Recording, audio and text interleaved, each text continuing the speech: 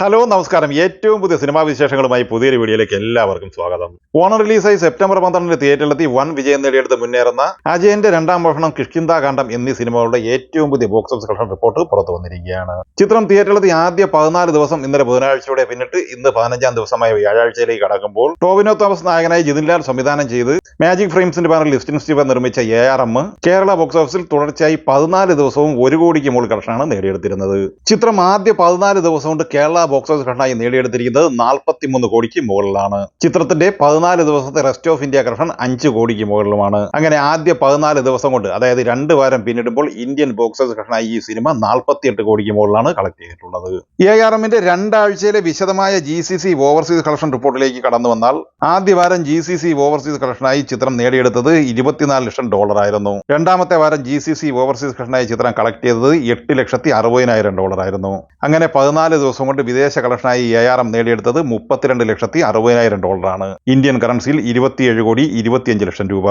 അജയന്റെ രണ്ടാം മോഷണം എന്ന സിനിമയുടെ 14 ദിവസത്തെ കൃത്യമായ world wide box office collection വിവരങ്ങൾ പുറത്തു വരുമ്പോൾ ചിത്രം കളക്ട് ചെയ്തിട്ടുള്ളത് 75,30 ലക്ഷം രൂപയാണ്. ആസിഫ് അലി, വിജയരാഘവൻ, അപർണ ബാലമുരളി എന്നിവർ അഭിനയിച്ച് രഞ്ജിത്ത് അയ്യത്താൻ സംവിധാനം ചെയ്ത് സെപ്റ്റംബർ 12 തിയേറ്ററിലെത്തിയ കിഷ്കിന്ധാകാന്ഡത്തിന്റെ കളക്ഷൻ റിപ്പോർട്ടിലേക്ക് കടന്നു വന്നാൽ ചിത്രം ആദ്യ 14 ദിവസം കൊണ്ട് കേരള കളക്ഷനായി നേടിയെടുത്തിരിക്കുന്നത് 29,05 ലക്ഷം രൂപയാണ്. ചിത്രം 14 ദിവസം കൊണ്ട് റെസ്റ്റ് ഓഫ് ഇന്ത്യ കളക്ഷനായി നേടിയെടുത്തത് 4,60 ലക്ഷം രൂപയായിരുന്നു. അങ്ങനെ ആദ്യ 14 ദിവസം കൊണ്ട് 33,65 ലക്ഷം രൂപയാണ് ഈ ചിത്രം ഇന്ത്യൻ ബോക്സ് ഓഫീസ് കളക്ഷനായി നേടിയെടുത്തിട്ടുള്ളത്.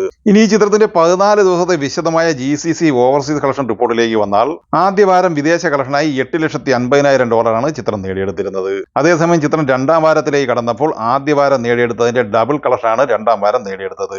രണ്ടാം വാരം ചിത്രം വിദേശ കളക്ഷനായി നേടിയെടുത്തത് $16,30,000 ആയിരുന്നു. അങ്ങനെ 14 ദിവസം കൊണ്ട് $24,80,000 ആണ് ചിത്രം വിദേശത്ത് നിന്ന് സ്വന്തമാക്കിയത്.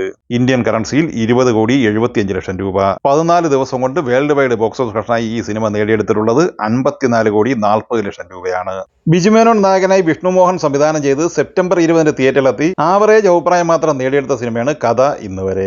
മേതിൽ ദേവിക, നിഖില വിമൽ, അനുശ്രീ, അനു മോഹൻ, ഹക്കിം ഷാ, സിദ്ദീഖ്, രഞ്ജി പണിക്കർ, കൃഷ്ണപ്രസാദ് എന്നിങ്ങനെയാണ് ഈ ചിത്രത്തിലെ അഭിനേതാക്കൾ. ചിത്രം വെള്ളി, ശനി, ഞായർ എന്നിങ്ങനെ ആദ്യ 3 ദിവസം കൊണ്ട് കേരള ബോക്സ് ഓഫീസ് കളക്ഷനായി 87 ലക്ഷം രൂപയാണ് കളക്ട് ചെയ്തത്. തിങ്കൾ, ചൊവ്വ, ബുധൻ എന്നിങ്ങനെ 3 ദിവസം കൊണ്ട് 21 ലക്ഷം രൂപയും കളക്ട് ചെയ്തിട്ടുണ്ട്.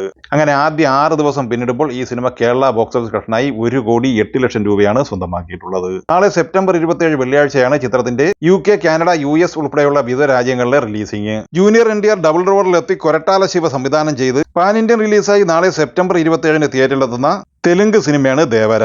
സെയ്ഫ് അലി ഖാൻ, ജാൻവി കപൂർ, പ്രകാശ് രാജ്, ശ്രീകാന്ത്, ഷൈം ടോം ചാക്കോ എന്നിവരാണ് ചിത്രത്തിലെ മറ്റ് അഭിനേതാക്കൾ. ചരിത്ര വിജയം നേടിയെടുത്ത RRRന് ശേഷം ജൂനിയർ NTR നായകനായി പാൻ ഇന്ത്യൻ റിലീസായി തിയേറ്ററിലെത്തുന്ന ദേവര നിലവിൽ വമ്പൻ പ്രീസെയിൽ ബുക്കിംഗ് കളക്ഷനാണ് നേടിയെടുത്തുകൊണ്ടിരിക്കുന്നത്. ഇന്നലെ രാവിലെ വരെ ചിത്രത്തിന്റെ വേൾഡ് വൈഡ് അഡ്വാൻസ് ബുക്കിംഗ് 50 കോടിയായിരുന്നുവെങ്കിൽ ഇന്നലെ രാത്രിയോടെ ഈ ചിത്രത്തിന്റെ വേൾഡ് വൈഡ് അഡ്വാൻസ് ബുക്കിംഗ് 60 കോടിയിലേക്ക് എത്തി നിൽക്കുകയാണ്. ഇതിൽ ഇന്ത്യൻ പ്രീസെയിൽ കളക്ഷൻ മാത്രം 32 കോടിക്ക് മുകളിലാണ്.